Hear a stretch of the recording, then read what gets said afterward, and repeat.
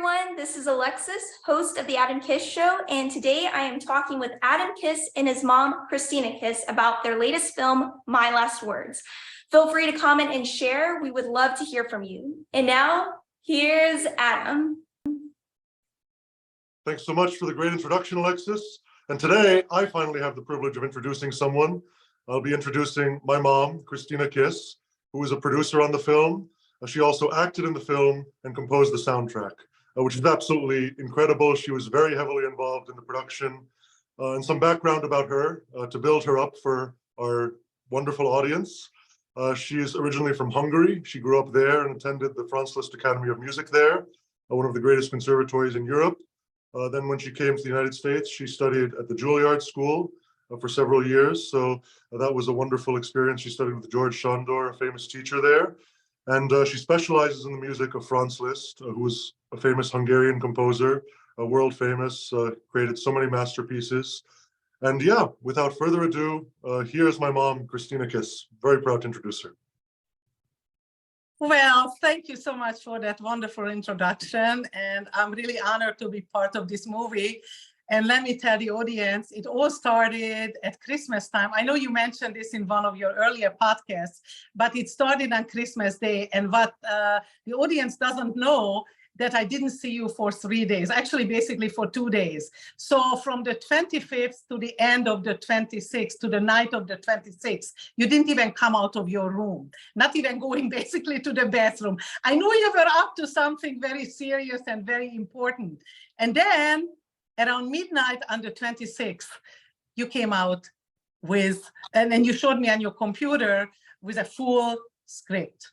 It was unbelievable. And I knew that we have to do something about that. And I knew that this would be a little bit lower budget movie, so we could handle it. So that's how I basically became the producer of this project, of this wonderful movie. Yeah, that's awesome. So for those listeners that may not be familiar with what a producer, what the responsibilities of a producer, what some of the responsibilities are, could you describe what it was like being a producer, and if this was your first time, how you learned to, do this? Oh, basically, believe me, I had to learn it on the job. It was a very hard lesson in the beginning, on the first and the second day, but then I just rolled with the punches. I'm a very flexible person. I can think on the fly, so I didn't have really a big problem. Basically, I think the biggest problem was the 4 or 5 hours of sleep that comes with the whole territory. Let's put it that way. Producer, everybody thinks it's just a money person. Believe me, that's just part of it. I had to take, I was basically the person who supplied the food. So that means, because this is a micro budget movie or a lower budget movie. I don't even know what micro budget is, but basically I think it falls in that category. I wish we could have had it catered, but because of financial reasons, we couldn't. So already at 6 o'clock, I was already at the bakery getting all the goods, getting the box of Joe, which I had no idea even what it was, but I learned because I'm a tea drinker myself. So, because the crew, when you have like 15 to 17 people on crew, I mean, they are all used to drinking coffee. Otherwise, they would be sleepy and they would not even know which buttons to push, So I had to do that. I had to take loads off of Adam, because I remember about 2 days before the shooting, my God, in the middle of the night, he comes to me and he said, I don't think I can do this. I have too much on me. So at that moment, I knew as a mother, I had to protect him. He had so many lines to memorize. So I knew that I had to protect him. So I took off as much off of him as possible. And it actually worked out wonderful. I remember at one point, it was kind of in the maybe 7th or 8th day of shooting. At night we came home like at 11:30, and we already had to be on the set at 6:30 in the city. So you can imagine how many hours of sleep did we get. He still had to memorize. He had one very, very long monologue that he still had to memorize. And I don't know how he did it. I mean, he is definitely a performer. So that much I can tell you. Yeah, That's it's funny that you mention about those long monologues, because the funny thing is I wrote them myself. So I'm the one who gave myself all those monologues, and they were absolutely fun to learn and everything. And it was very interesting to be the writer and then to go and perform my own works, which was absolutely a very interesting feeling to see it really come to life in the moment. And in terms of everything you said, I totally agree. And thanks so much for all your help. I definitely couldn't have done the film without you. So thanks so much. Absolutely. And also people don't think that a producer has to deal with problems. I mean, you have about 16 or 17 personalities that you basically have to deal with. And there are always minor problems. Thank God we didn't have anything major, any major problem, but you have to really think on the fly. You have to really think very quickly, how can we actually resolve the situation? Also, there was another issue. Well, it could have been an issue. We had those Canadian wildfires that really came into New Jersey and cast an orange cloud over. And we were lucky the first day when we started shooting, it vanished. And also, out of the 15 days of shooting, we had 14 glorious and sunny days and only one rainy day, but that was no problem because we anyway wanted to do indoor shoots. So that was absolutely perfect. That's awesome. Yeah. I'd like to kind of go on to talk about maybe, before I go on and talk about, the soundtrack and you're creating it, you have, you've got a lot of years, playing, I know he mentioned that you went to attended the Franz Liszt Academy. That's right. And I wanted to kind of ask you a little bit about your personal journey as a musician, because I know it runs in the family and he got a lot of his, I know, talents from you. So could you kind of talk about, I guess, maybe a little bit about your journey, and then I'll move on and ask you a little bit about how you use those skills that you've been using for the past, past many years, and help to compose the soundtrack that's in the film. Absolutely. I'm going to get to that one in a little bit later, because this was actually my very first opus. I mean, I composed little pieces here and there, but this was my very first opus. But as far as learning the piano and growing up with music, I mean, my mom was a piano teacher and she was a pianist. My dad was a singer. I mean, that was not his real job. He was an amateur singer. So I grew up with music all around me. I was about 8 years old when I started playing the piano, and about a couple of years later I got into the pre-college of the Franz Liszt Academy, which was like wonderful. You would never believe it today, but I had 4 piano lessons a week. The only day that I had off was like on Wednesday. I remember Monday, Tuesday, Thursday, Friday. I practiced about 4 to 5 hours. It was wonderful. Well, to grow up and spent most of my time at the Franz Liszt Academy, because I spent 8-9 hours there every single day, beside the concerts that I went to listen to in the evening. It's just an unbelievable experience. Franz Liszt was always my hero. He was Hungarian, and I have Hungarian blood in me, so Liszt is Hungarian, so it was a no-brainer to start playing Liszt. But I'm also very competitive, and I'm sure some of the audience knows who Andre Watts is.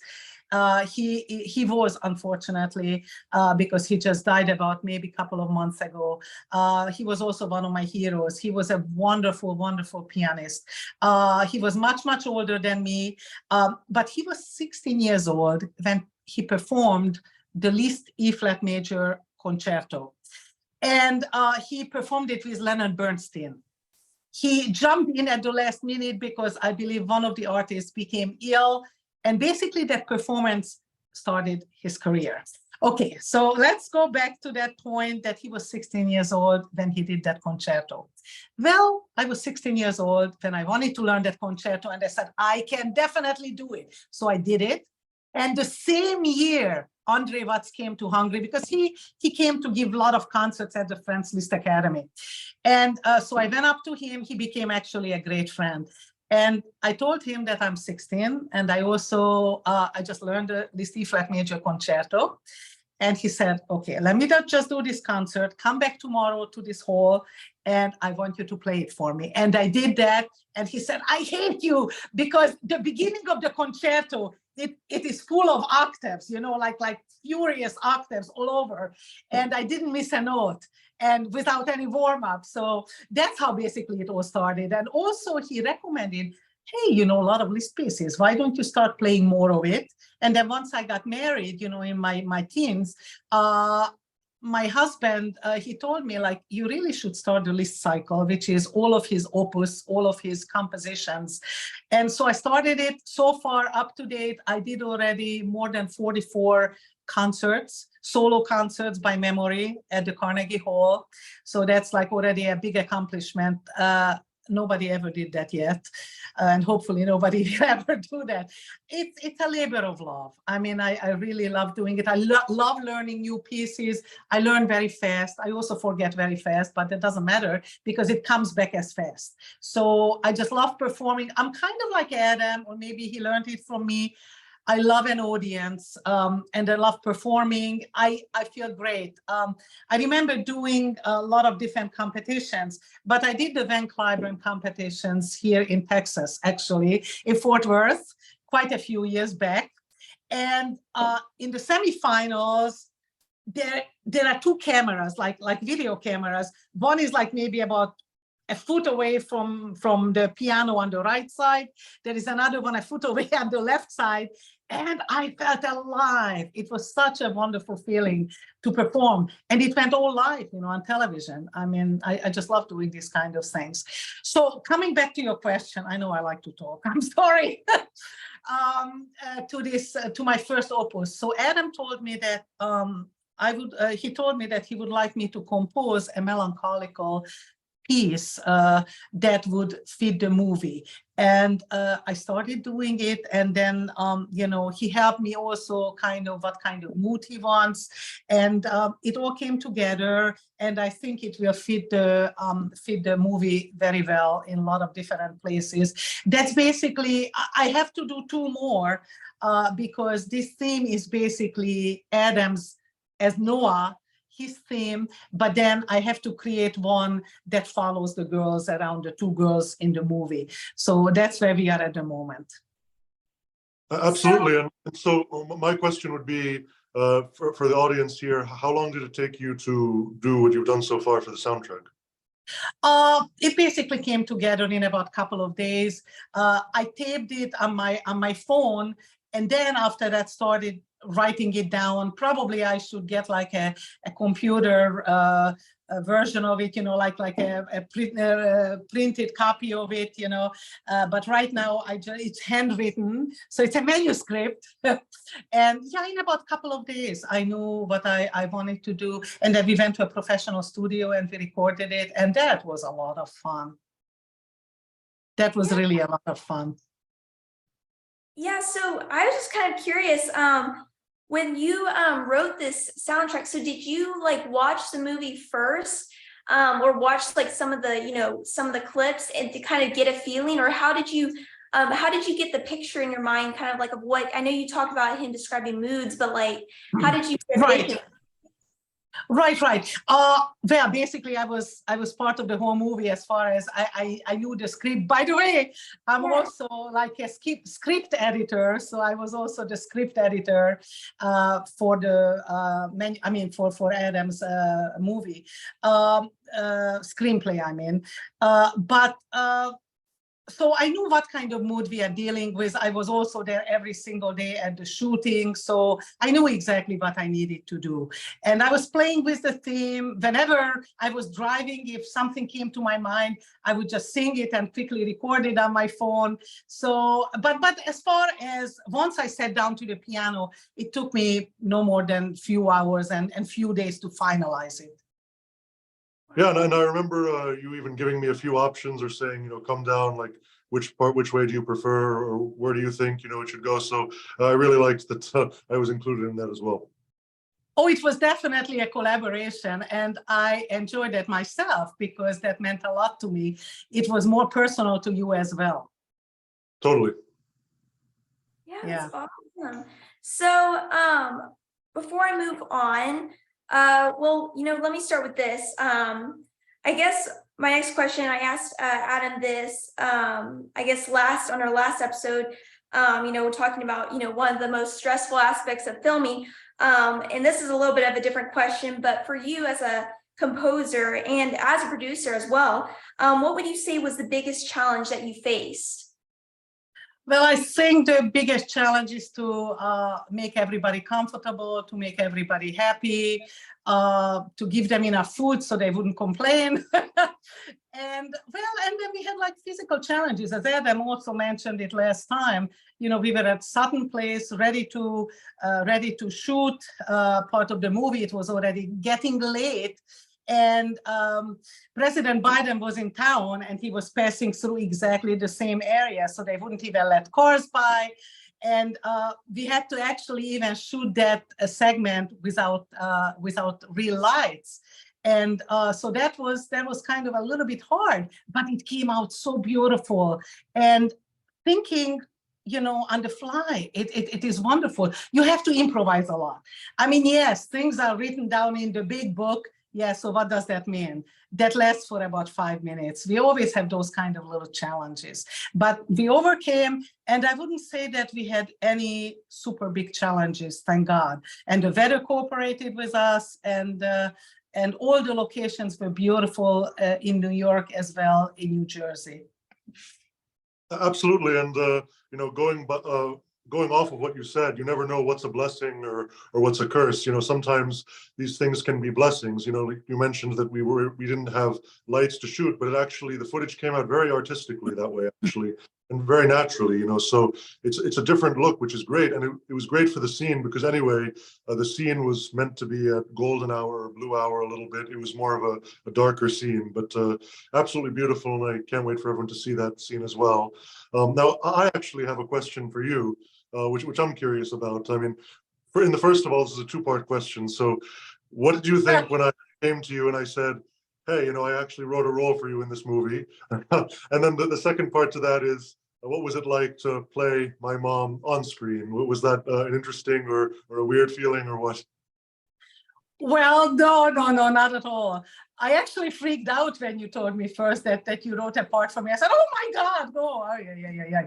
No, but I was very honored. And after about 5 minutes of thinking, at first I said, no, I remember that. I said, no, I don't think so. I want this to be your shining moment and I don't want to take anything away from you. So that was my first reaction. But then 5 minutes later, I went to you and I said, okay, let me just see what is the part. Okay, let me just read it. Okay. And then I was very happy about it. And playing your mom and actually also playing the piano, that was wonderful. But I have to say that a lot of the background music, first of all, it will be the theme for Noah's character, then Mary's character, and then Juliet's character. The other two I still have to write, but yours is already done. But then my list music will be behind the scenes also. Some of it from my CDs. I have 7 CDs out. But some of it I actually did live, on my own piano. So that was actually fantastic. And playing your mom, I mean, it was a wonderful experience. I couldn't have asked for anything more beautiful. No, absolutely. And I mean, for me, it was also a very interesting experience. What I like to say is there was no acting required in those scenes that we had. It was literally, you could think that we were just playing real life at that point. I mean, you were also playing the piano, as you do in real life. I custom wrote the part for you, which is, I wrote it to exactly fit that dynamic, which is great. Exactly, but I'm not even sure if you know that, but I believe you do.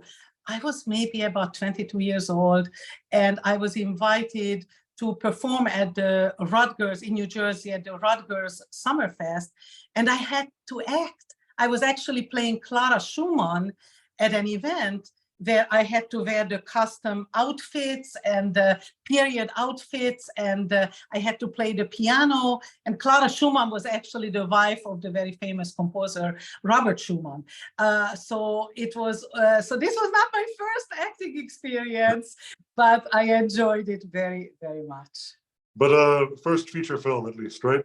Actually. Absolutely, the first feature film. Yes, absolutely. Well, I'm glad about that. Yeah, it was absolutely an honor to cast you in it. It was really an incredible feeling for me, knowing also that you were so heavily involved in every aspect of the production. I don't even know how you did it, from waking up, every day, Yeah. way earlier than everyone else, which is early, but you had to always get up earlier to worry about food, worry about everything. Plus, you did the soundtrack. Plus, then you had to worry about memorizing your lines and doing the acting, which honestly, I don't know how you did it. That's right. And plus, couple of times, quite a few times, 3-4 times, I also had to go into New York, before dawn to pick up part of the cast and crew at like 6:30 in the morning, and then I had to drive them back like around almost midnight. I mean, but people also don't know that a shoot can go on from like 7 to almost until 10:30, 11:30.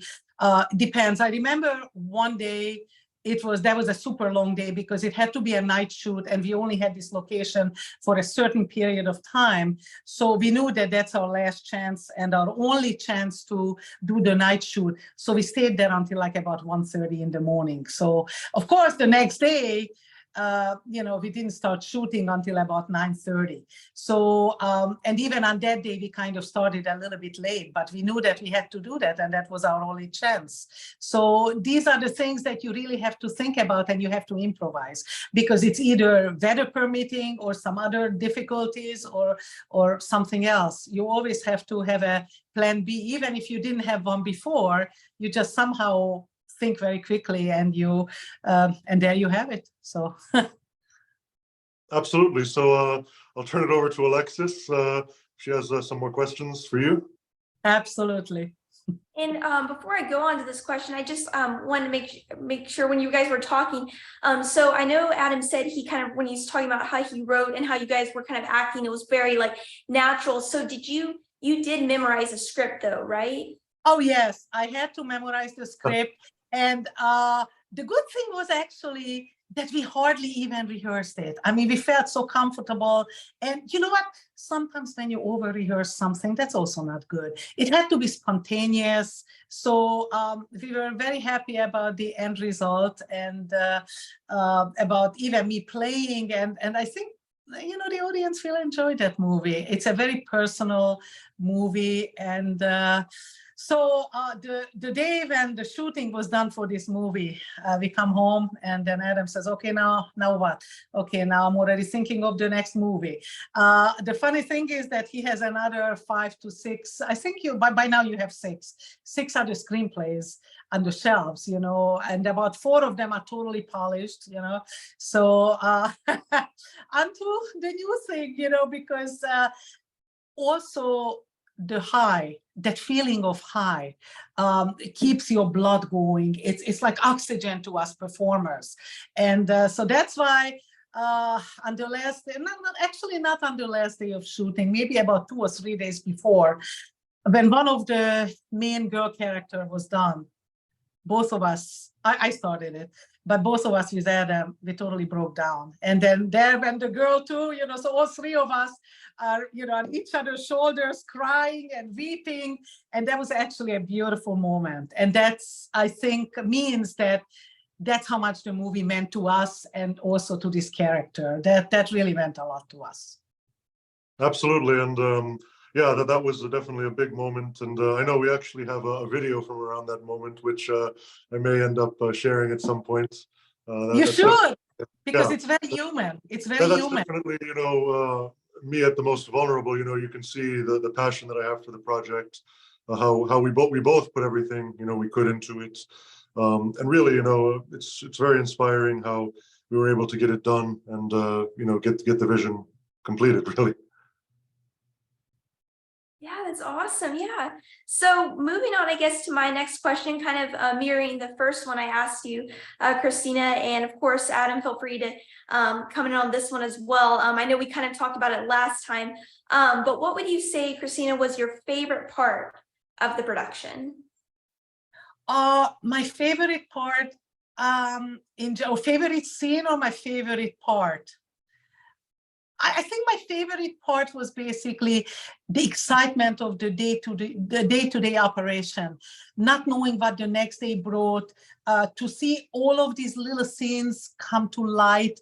And also, I was there at basically the whole day, every single day. So I was, so the things that appear actually on the Instagram and also on the Facebook, about 90% of those videos I took, because I also wanted to see what it looks like. So those are not from the DP's footage, those are my footage. And so looking, didn't matter how tired I was at night, I was still going through, and I was so happy about those scenes. So I think just to see those little themes come to life, I think that's what it was. No, yeah, I'm very, it's so great that you took all those videos. I'm sure that everybody listening here has seen them on, either my Instagram, YouTube, Twitter, Facebook. We're on all the social media platforms, and obviously Alexis will list them at the end of this interview, just to make sure that everyone knows where we are on social media. But we're basically on every social media platform, and we have a bunch of those posted. So you can take a look, some sneak peeks at what the movie's going to look like. Yeah, that's awesome.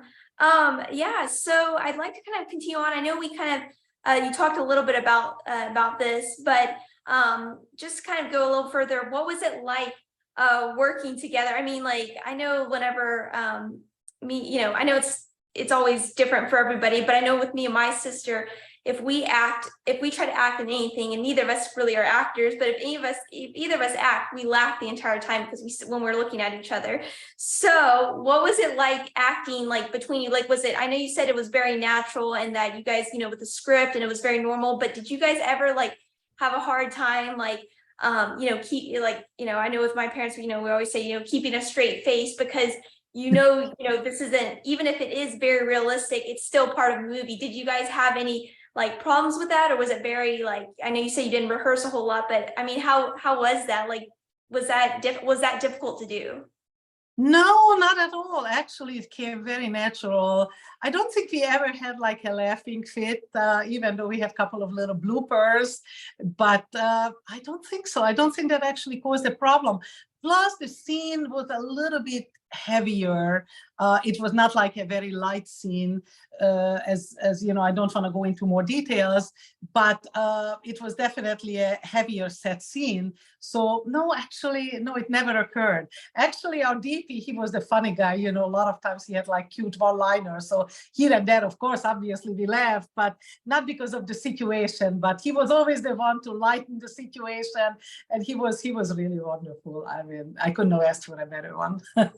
No, yeah, absolutely. And I guess I'll have my take on it. I mean, yeah, it's correct that we mentioned that, one of those scenes was definitely a heavier scene. That was our big scene together. We also had a couple of other scenes, though, of varying degrees of mood. But yeah, on the whole, they weren't necessarily like comedic scenes or anything. They were more, this is more of a drama. So yeah, I mean, actually one of the most interesting scenes in the entire movie, one of the core scenes of the movie is a scene that we have together, which I actually just, there's been a preliminary edit on it. So I'm very happy with how it's turning out, and it's very artistically shot. So I'll just leave it at that. Awesome. I think the whole movie is very artistically shot. The lenses, they're like beautiful retro lenses. It's more like the old style. Well, let's put it that way. Adam is an old soul, He knows everything and anything about movies. He knows when everyone was born, who was in what movie. So it's unbelievable. But not so much the modern movies as much, but, from 1970s maybe, he knows basically everything about movies. And he is a movie buff. And a lot of people don't know that about him, but like history, that's a big part of his upbringing, and that was like his favorite subject even in high school. He knows pretty much all the facts about anything that happened in the world. So I don't even know. I don't even fight with him anymore, because what I mean, like if we have an argument, I don't think that was then or it was few years later. No, 99% of the time, actually maybe even 99.9% of the time, he's right, so I just leave it at that, even as a mother, I just can't, he knows a lot more than me, so. Well, that is a huge 0.1% then, because I find that you're right a lot too. But thanks so much for saying that. And yeah, I absolutely love history, as anyone who knows me knows. Yeah, and I have a particularly good memory for dates for some reason. I don't know why that is. Yeah, and I asked Adam this, I guess maybe on our first episode, but I think it'd be kind of fun to ask you as well, Christina. And that is, I know Adam mentioned that, he mentioned some of his favorite movies, but also his favorite actors. But I'd like to ask you if you had one, I know this is a really hard question, but if you had one movie that stands out to you, what would that be?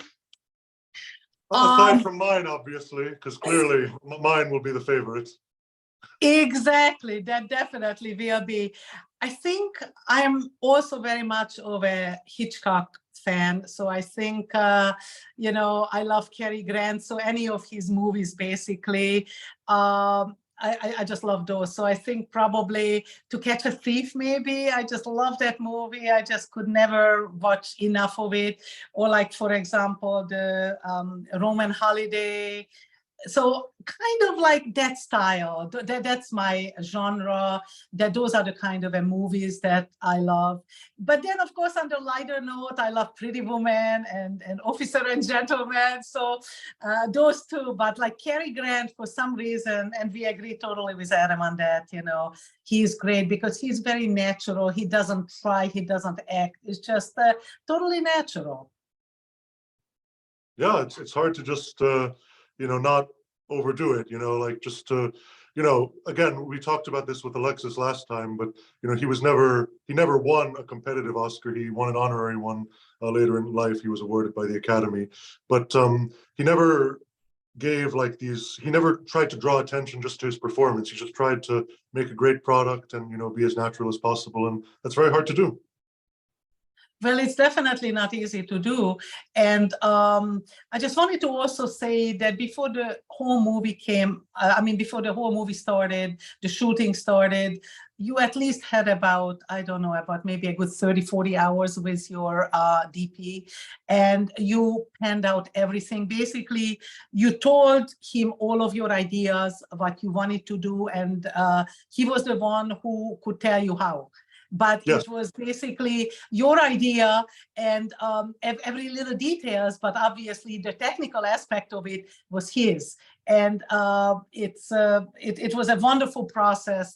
We went on location scouts, and we actually wanted to do a scene in the Lincoln Center by the fountain.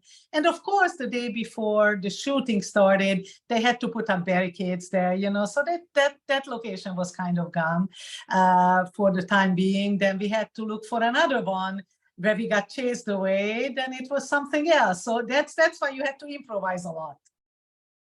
Yeah, no, I mean, absolutely. We had to improvise a lot. That's totally essential for filmmaking. And something else you said just struck me about how, I was meeting, with the cinematographer for 30, 40 hours, both in person, on Zoom, phone call, any which way we can.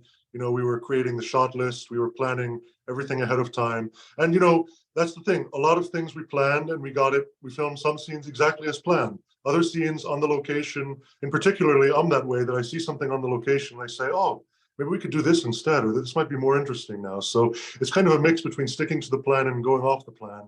And it reminds me of what, with Orson Welles' first experience with his first feature film, which was Citizen Kane, actually, which it's absolutely incredible for someone to start their career with Citizen Kane, which is considered one of the greatest movies of all time. I mean, Orson Welles often said that he started at the top and it was all downhill from there.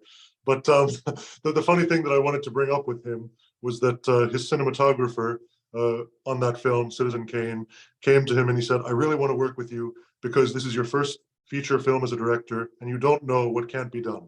In other words, he almost, several other directors have said this as well, that, oftentimes someone directing their first feature film has a big advantage because they think that anything's possible, that they're not, jaded and cynical about, oh, I can't do that. They just try to do new things. And that's really where a lot of the innovation happens. So I was very happy about that. And I feel that that's what I was like. I felt that everything was possible, and that we did a lot of impossible things, to tell the truth. And also what I felt like, even though this was a smaller budget movie, I didn't feel like we had any limitations, or we had to, we couldn't go through something because of some problem. We always found a way to get around it. So I didn't feel like we had any limitations. And that's what's great about this movie.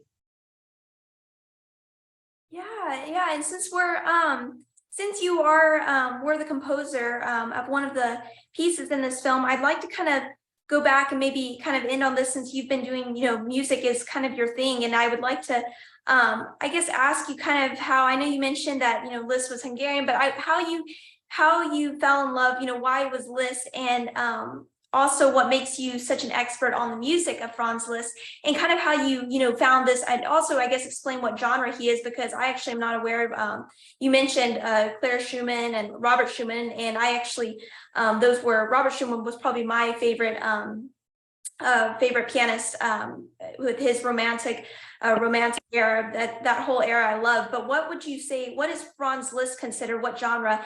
And could you tell us kind of a little bit about how, what made you fall in love with his style? Absolutely. So basically, well, let's put it that way. I mean, it's in the romantic style, okay? But let's put it that way. He wasn't a shy person, okay? He wrote a piece, and in his autobiography, or in his notes, he actually wrote that, I'm not expecting anybody else to play this piece. This is too hard. I wrote it for myself. So it's so funny. So he was in the romantic genre. He was born in 1811. And very close to Chopin, because Chopin was born in 1810, and they were also really good friends.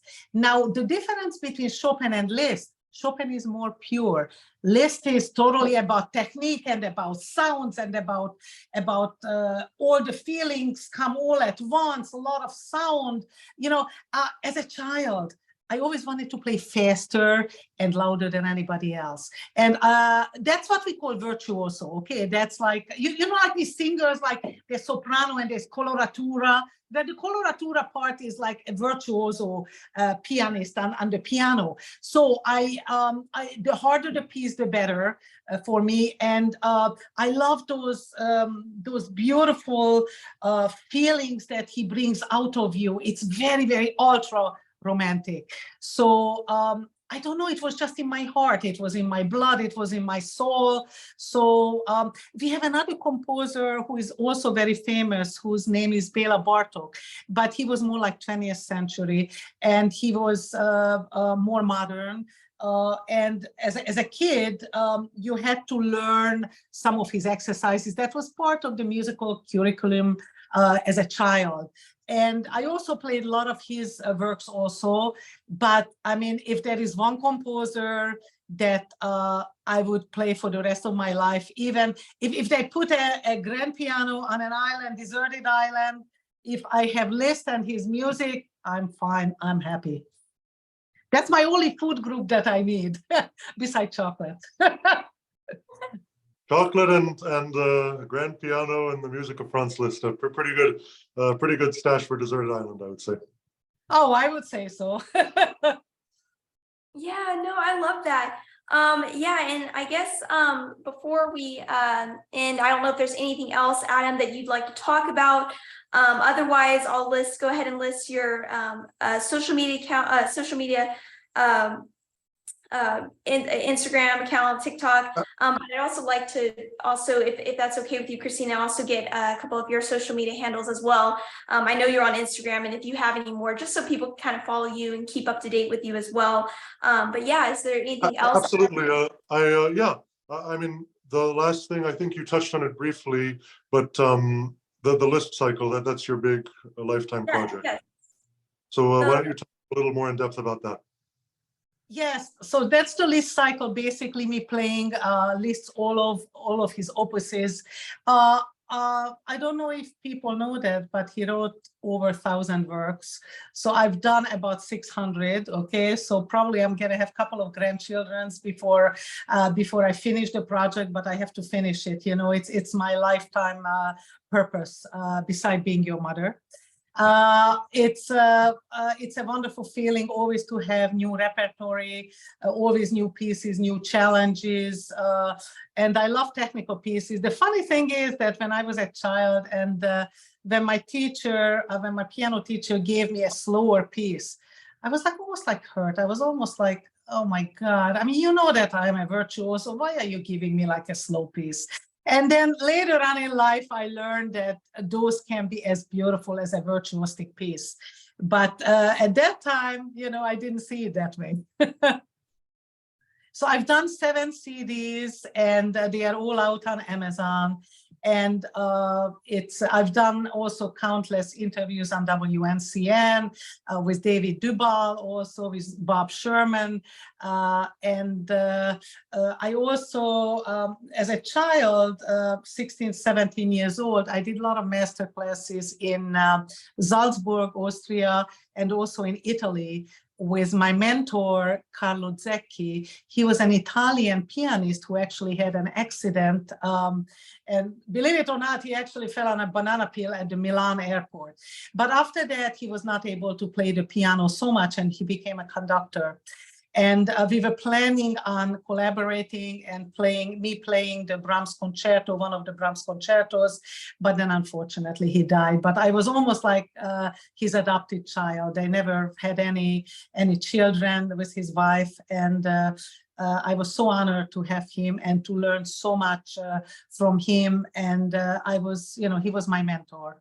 And also the person that I was talking before, Andre Watts, he was also my mentor. So you never forget that, you know, when you are lucky enough to have that in your life, it stays with you and it enriches your life.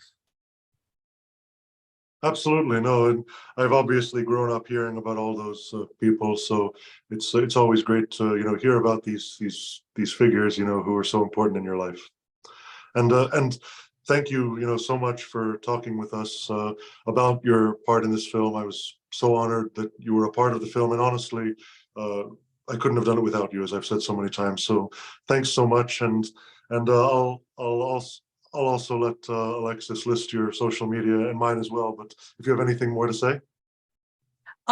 Just one more thing. I gave birth to Adam. Well, believe it or not, his head was almost as big as it is now, so it was not an easy one. But about 2 months later, I went back to Carnegie Hall and I continued my Liszt cycle. So that didn't stop me.